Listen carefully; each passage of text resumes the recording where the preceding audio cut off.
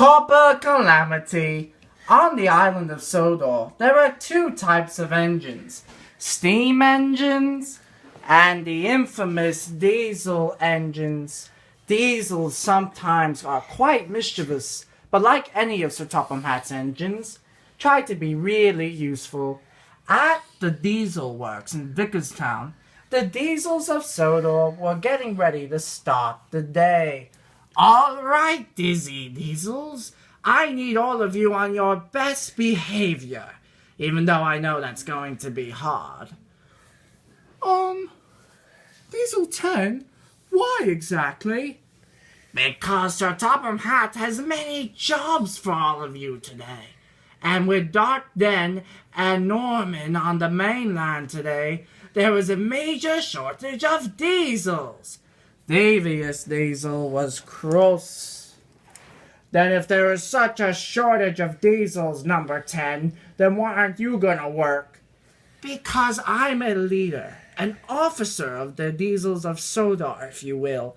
And officers don't do work. Oh, don't worry too much, Diesel. I'll help you with your jobs. 2 diesels are better than 1. Yeah, but not with you. You'll probably forget where you are every 30 seconds.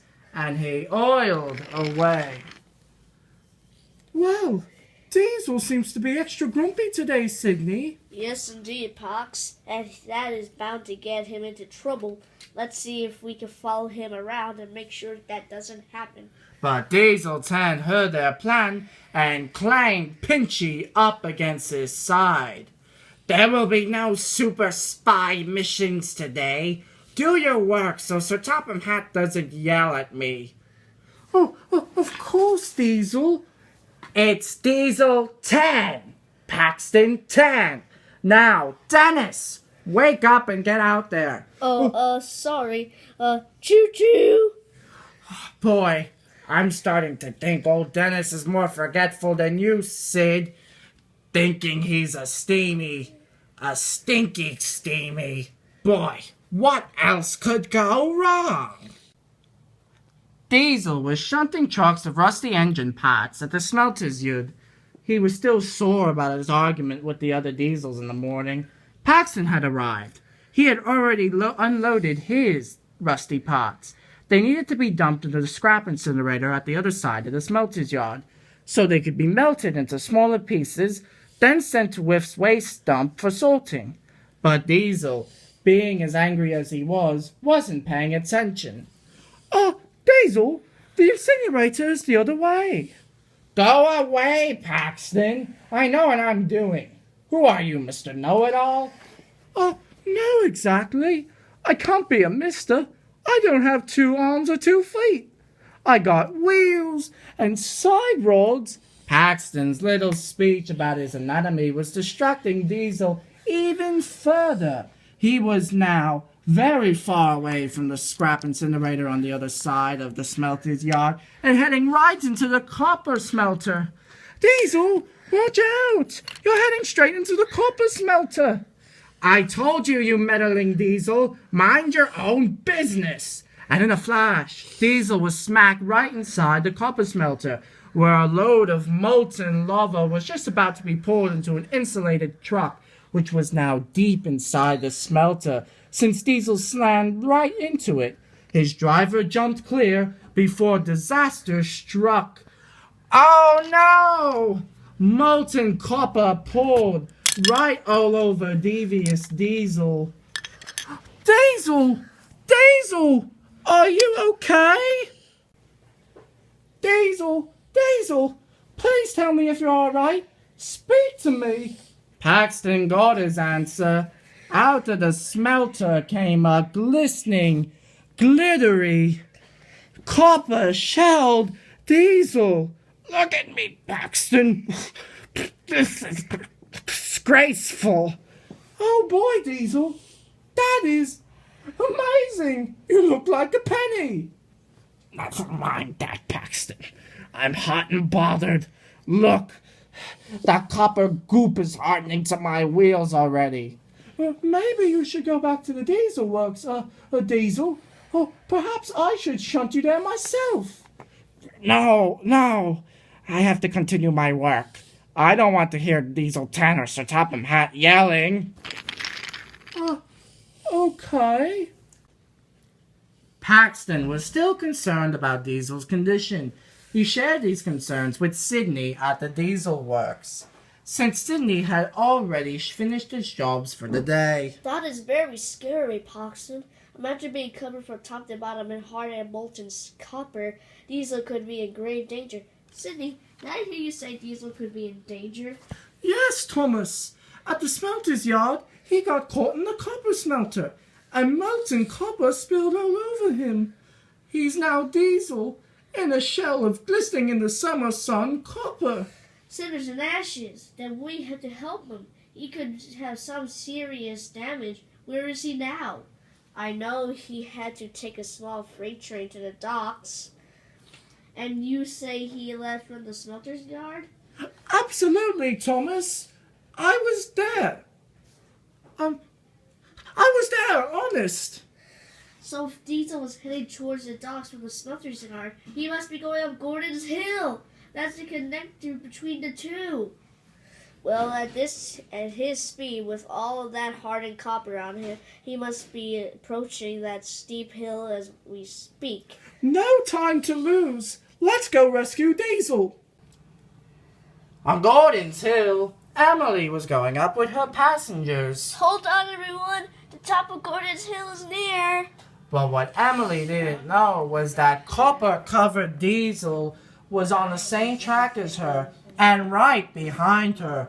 His wheels were now stickier than ever, and the hard copper was making his engine tremble terribly. The weight of the pretty small freight train wasn't helping the situation either. Come on! I want to get to the Dieselworks already. Diesel? Is that you back there? Yes, Emily. Could you please hurry up? I don't want to bash my passengers around. I have to take my time.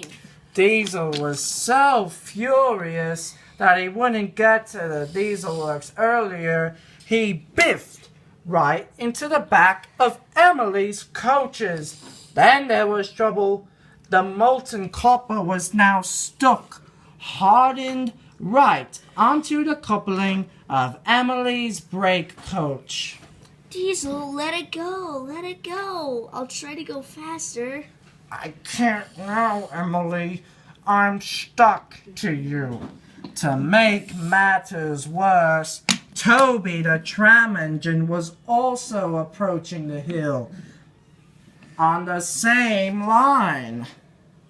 Diesel, Emily, what's going on? I need to collect Henrietta from the coach depot. We're stuck, Toby, all because of Diesel and his impatient ways. Oh, bother. I will try to get some help. And boy, Diesel, you seem oddly shiny. It seemed like an eternity for Toby to return with help. Diesel, so why are you covered in molten copper? Long story, Emily, that I don't want to get into for the third time. You can't blame for asking, Devious Diesel. It's not normal. It certainly is a Diesel, but we're here to help. In came a brigade of Thomas, Paxton, Sydney, and Toby. Is that Thomas? Oh, what is he doing here? Help us rescue you, Diesel. Oh, energize my engine, not you two. Now don't be mean to Paxton, Diesel. This engine has been quite respectful to you all day, and you have been so rude to him. All because you have to do a little bit of work for this railway. You should be honored that another Diesel of our crew cares so much about your own safety to halt all of his work and enlist his friends to come and make sure you are all right. Diesel didn't say a word. Sydney is right, but we must act quickly. If that hot copper burns any further, everyone will be at risk of disaster. In mere seconds, Thomas, Toby, Sidney, and Paxton had formed a cavalcade, ready to push Diesel and Emily and all their accessories down Gordon's Hill. Oh, is everyone ready? As ready as anyone could ever be. Right. So on the count of 3, we will all give it a push. 1, 2. 3. Yes, 3.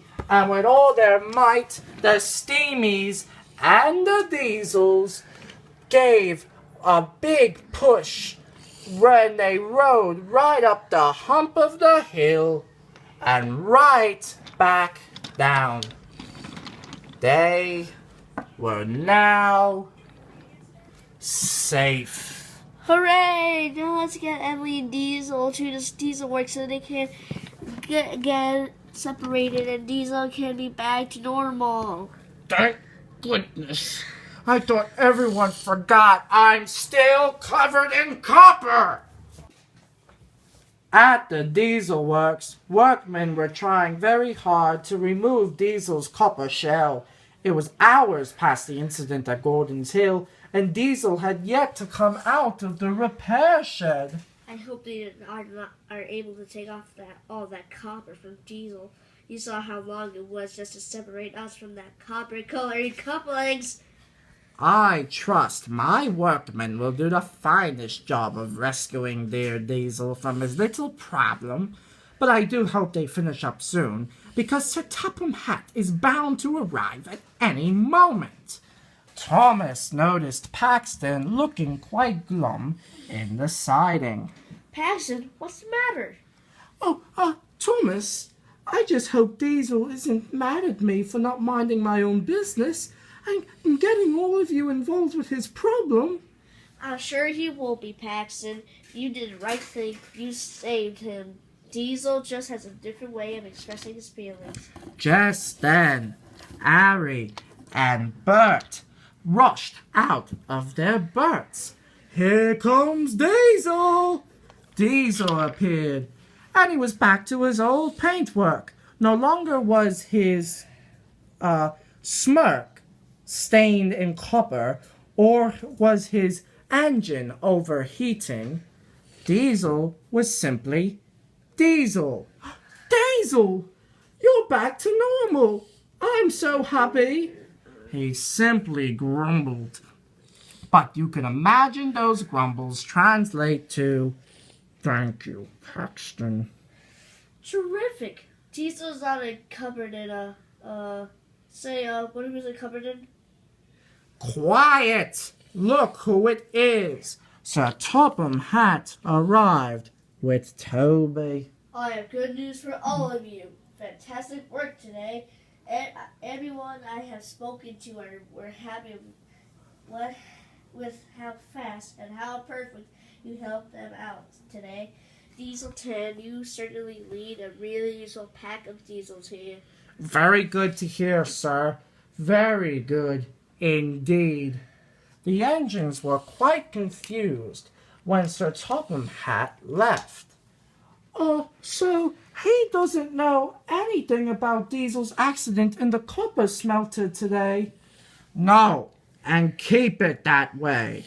Yes. Now I am going to take a nap in the cozy berth next door. Well, Diesel, looks like you'll have company. Everyone looked inside the berth to the left, where Dennis was sleeping soundly. Dennis? Choo-choo, chugga-chugga. You dizzy diesels! I got one who gets caught in copper smelters, and two who forget almost everything. But you have to admit, Diesel, they are still respectful and really useful. And no one could deny that, especially for Paxton Diesel's considerate copper savior. The end. It's Diesel 10!